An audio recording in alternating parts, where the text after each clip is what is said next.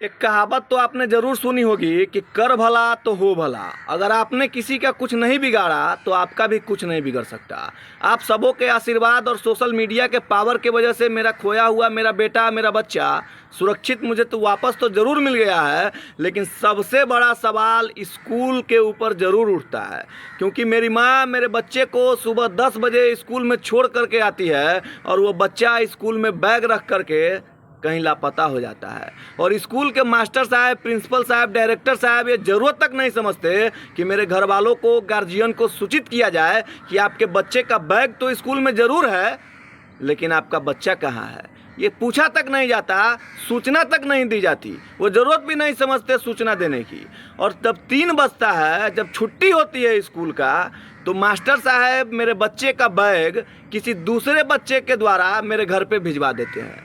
तब तक मेरे घर के लोग, मेरे गार्जियन ये समझ रहे होते हैं कि मेरा बच्चा स्कूल में पढ़ रहा है। ज़रा सोचिए, जब सिर्फ बैग मेरे घर पे आता है, बच्चा नहीं आता, तो मेरे घर के लोगों का दिमाग उड़ जाता है, खून सूख जाता है। जब 3 बजता है, स्कूल की छुट्टी होती है, तो किसी दूसरे बच्चे के माध्यम से मेरे बच्चे का बैग घर पे भिजवा दिया जाता है। अंततः शाम के 8 बजे पता चलता है कि मेरा लड़का मुजफ्फरपुर से आगे एक तुर्की रेलवे स्टेशन पड़ता है, उसी तुर्की रेलवे स्टेशन के पास मेरा लड़का पाया जाता है। लेकिन ये स्कूल की कितनी बड़ी लापरवाही है कि अगर आप अपने बच्चे को स्कूल में छोड़ करके आते हैं, अगर आपका बच्चा स्कूल से बाहर निकल जाता है, तो उस विद्यालय का मास्टर या प्रिंसिपल आपको सूचित तक नहीं करेगा कि आपका बच्चा का बैग तो स्कूल में ज़रूर है, लेकिन आपका बच्चा नहीं है। ज़रा सोचिए, मास्टर साहब आपने मुझे पढ़ाया है, आप मुझे मेरे गुरु हैं, इसलिए मैं आपका इज्जत करता हूँ, रिस्पेक्ट करता हूँ। मैं कुछ अपशब्द का इस्तेमाल नहीं कर सकता। उस स्कूल में मैं भी पढ़ा था, आज मेरे बच्चे भी पढ़ रहे हैं। वो गांव का एक प्राइवेट स्कूल है और उस प्राइवेट स्कूल की स्थिति ये है कि उसमें 200 बच्चे पढ़ते हैं और उस 200 बच्चे के लिए कोई सुविधा नहीं है, न सीसीटीवी कैमरा है, न सिक्योरिटी गार्ड की व्यवस्था है। एक बेंच पर 5 से 7 बच्चों को ठूस करके बैठाया जाता है और पढ़ाई के नाम पे तो 0 बट्टा सन्नाटा है। ये तो पूरा गांव जानता है कि आपके स्कूल में शिक्षा के नाम पर क्या चलता है, ये पूरे गांव इस चीज़ से अवगत है। लेकिन मास्टर साहब, स्कूल के प्रबंधक, प्रिंसिपल महोदय, आपकी भी रिस्पॉन्सिबिलिटी बनती है, जिम्मेवारी बनती है कि अगर कोई गार्जियन आपके स्कूल में अपने बच्चे को भेजता है, अगर वो बच्चा बैग रख करके लापता हो जाता है, तो आपकी जिम्मेवारी बनती है कि उसके गार्जियन को सूचित करना कि आपका बच्चा का बैग तो मेरे स्कूल में ज़रूर है, लेकिन आपका बच्चा नहीं है। लेकिन आपने ये ज़रूरत ही नहीं समझा कि मेरे गार्जियन को, मेरे घर वालों को आप सूचना दें।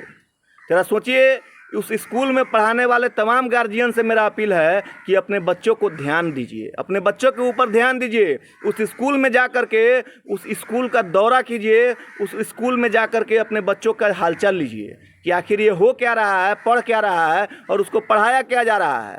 ज़रा सोचिए, एक पेरेंट मीटिंग तक नहीं कराया जाता, जो माता पिता का मीटिंग होता है, कुछ नहीं। मेरे मीटिंग तो छोड़ दीजिए, उस स्कूल में शिक्षा के नाम पे हमारे देश में 3 ऐसी व्यवस्था थी जो फ्री ऑफ कॉस्ट था: शिक्षा, स्वास्थ्य और न्याय।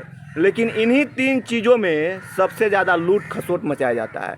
हमारे देश का एक गरीब वर्गीय, एक मजदूर आदमी अपने बच्चे को किसी अच्छे स्कूल में पढ़ाने की कल्पना भी नहीं कर सकता, सोच भी नहीं सकता कि वो गरीब आदमी, मजदूर आदमी दिल्ली पब्लिक स्कूल और डीएवी जैसे स्कूलों में अपने बच्चों का दाखिला करा सके। जरा सोचिए, शिक्षा, स्वास्थ्य और न्याय, ये 3 ऐसी जगह है जहाँ पे लूट लिया जाता है, लूट का अड्डा बना दिया जाता है, अड्डा बन गया है। लेकिन ज़रा सोचिए, स्कूल के प्रबंधक, स्कूल के मास्टर और स्कूल के प्रिंसिपल को कोई चिंता नहीं है कि आपका बच्चा कहीं जाए, भाड़ में जाए, कोई मतलब नहीं है।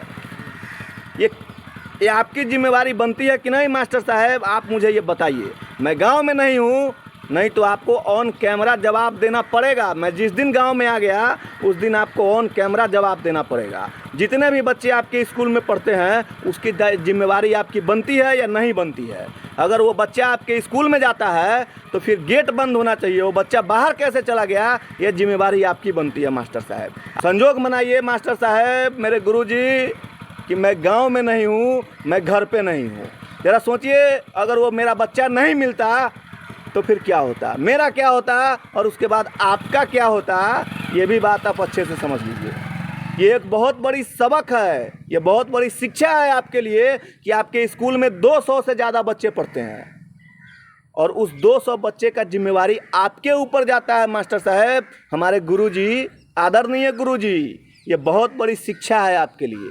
अभी भी आप समझिए, स्कूल में सीसीटीवी कैमरा लगवाइए, सिक्योरिटी गार्ड की व्यवस्था करवाइए।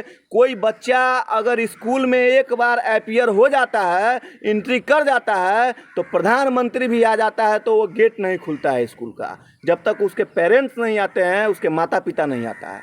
लेकिन आपका क्या, आप तो बस पैसा छापिएगा। ज़्यादा तो मैं कुछ बोल नहीं सकता क्योंकि आप मेरे गुरुजी हैं और मैं आपका इज्जत करता हूँ। लेकिन अभी भी आपके पास समय है, आप समझ जाइए मास्टर साहब, उस स्कूल के डायरेक्टर साहब, मैं आपको कुछ बोल नहीं रहा, आप शब्द नहीं कह सकता क्योंकि आपने मुझे पढ़ाया है और आप मेरे गुरु हैं और आप ही से मेरा बच्चा भी पढ़ता है, आपके स्कूल में मेरा बच्चा पढ़ता है। ज़रा सोचिए, वो बच्चा अगर नहीं मिलता तो फिर क्या होता। ये तो सोशल मीडिया का पावर और आप सबों का आशीर्वाद है कि मेरा बच्चा सही सलामत मुझे मिल गया।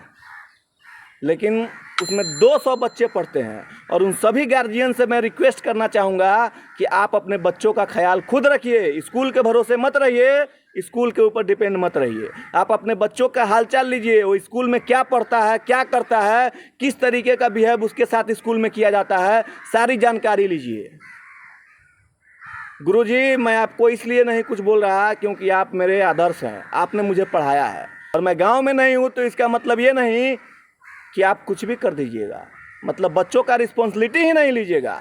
लेकिन मैं आ रहा हूं और आपको ऑन कैमरा जवाब देना पड़ेगा कि उसमें पढ़ने वाले सभी बच्चों का जिम्मेवार कौन है। आपको ऑन कैमरा जवाब देना पड़ेगा मास्टर साहब, याद रखिएगा।